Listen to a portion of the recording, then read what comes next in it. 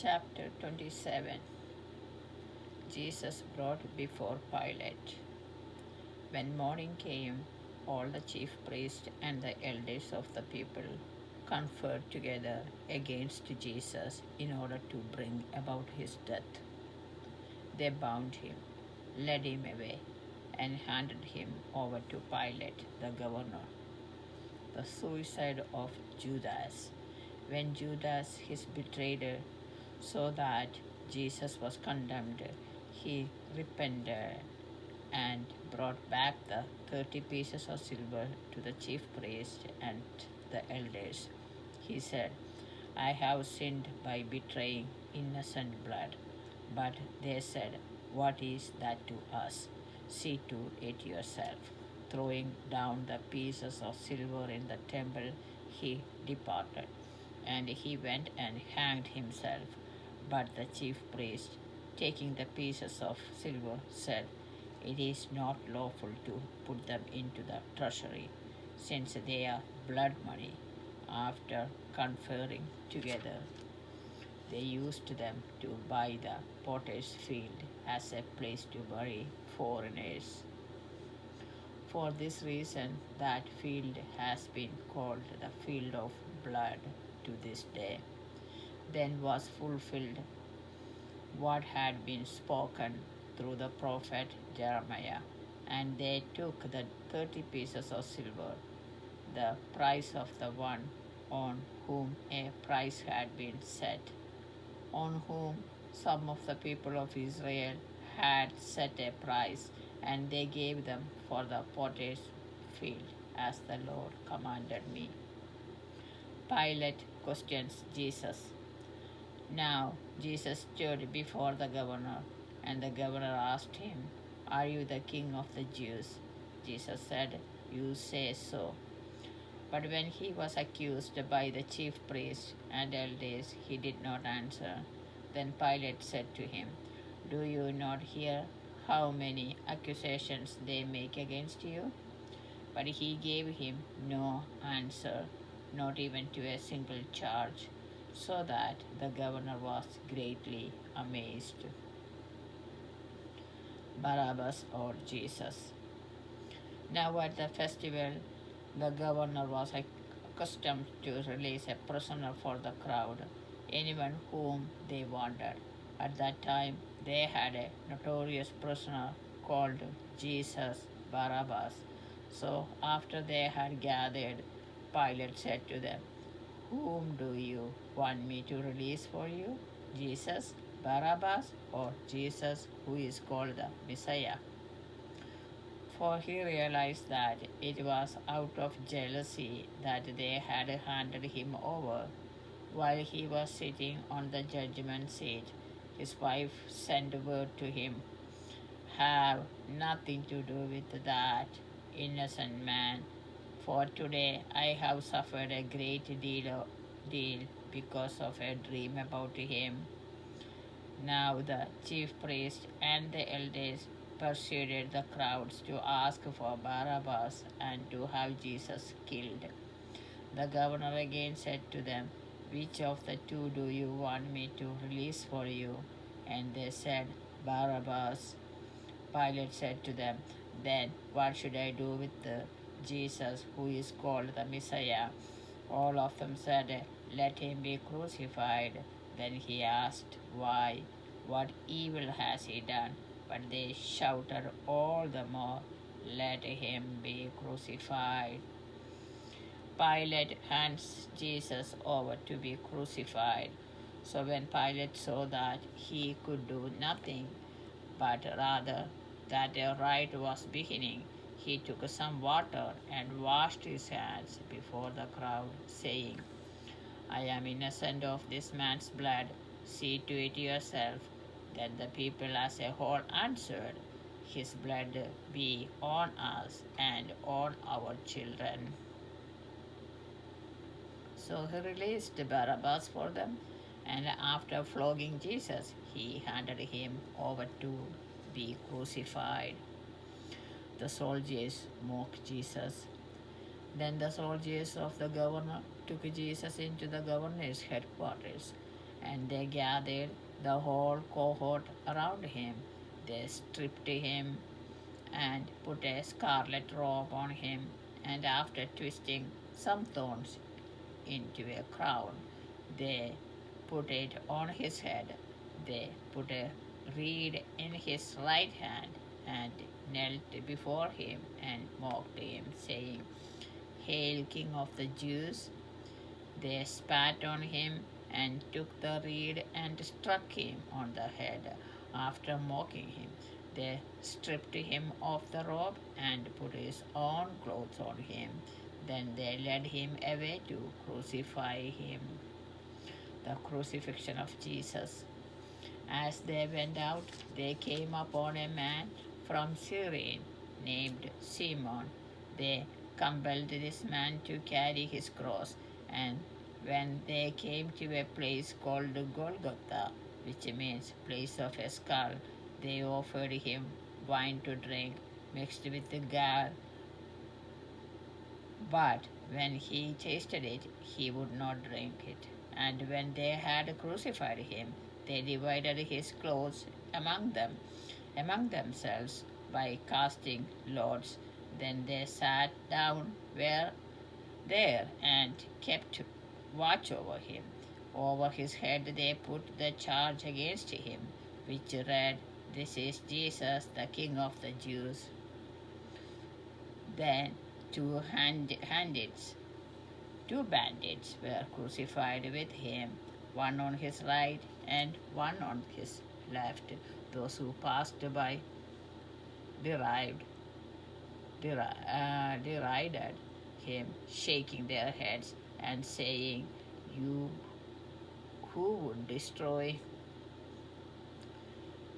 the temple and build it in 3 days, save yourself. If you are the Son of God, come down from the cross." In the same way, the chief priest also, along with the scribes and elders, were mocking him, saying, "He saved others, he cannot save himself. He is the King of Israel. Let him come down from the cross now, and we will believe in him. He trusts in God. Let God deliver him now, if he wants to, for he said, 'I am God's son.'" The bandits who were crucified with him also taunted him in the same way. The death of Jesus. From noon on, darkness came over the whole land until 3 in the afternoon. And about 3 o'clock, Jesus cried with a loud voice, "Ele, Ele, lema sabachthani," that is, my God, why have you forsaken me?" When some of the bystanders heard it, they said, "This man is calling for Elijah." At once one of them ran and got a sponge, filled it with sour wine, put it on a stick, and gave it to him to drink. But the others said, "Wait, let us see whether Elijah will come to save him." Then Jesus cried again with a loud voice and breathed his last. At that moment, the curtain of the temple was torn in two from top to bottom. The earth shook and the rocks were split. The tombs were opened, and many bodies of the saints who had fallen asleep were raised. After his resurrection, they came out of the tombs and entered the holy city and appeared to many.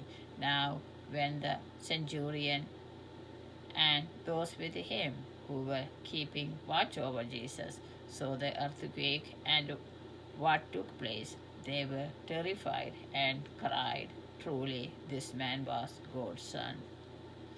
Many women were also there, looking on from a distance. They had followed Jesus from Galilee and had provided for him. Among them were Mary Magdalene and Mary, the mother of James and Joseph, and the mother of the sons of Zebedee.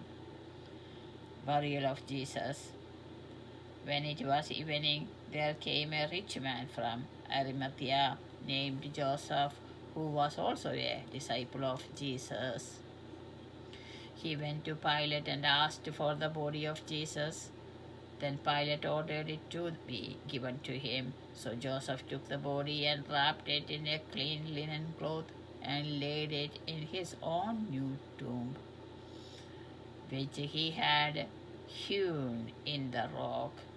He then rolled a great stone to the door of the tomb and went away. Mary Magdalene and the other Mary were there, sitting opposite the tomb. The guarded the tomb. The next day, that is, after the day of preparation, the chief priest and the Pharisees gathered before Pilate and said, "Sir, we remember what that impostor said while he was still alive. After 3 days I will rise again. Therefore, command the tomb to be made secure until the third day. Otherwise, his disciples may go and steal him away and tell the people he has been raised from the dead. And the last deception would be worse than the first." Pilate said to them, "You have a guard of soldiers. Go, make it as secure as you can." So they went with the guard and made the tomb secure by sealing the stone. Chapter 28. The Resurrection of Jesus.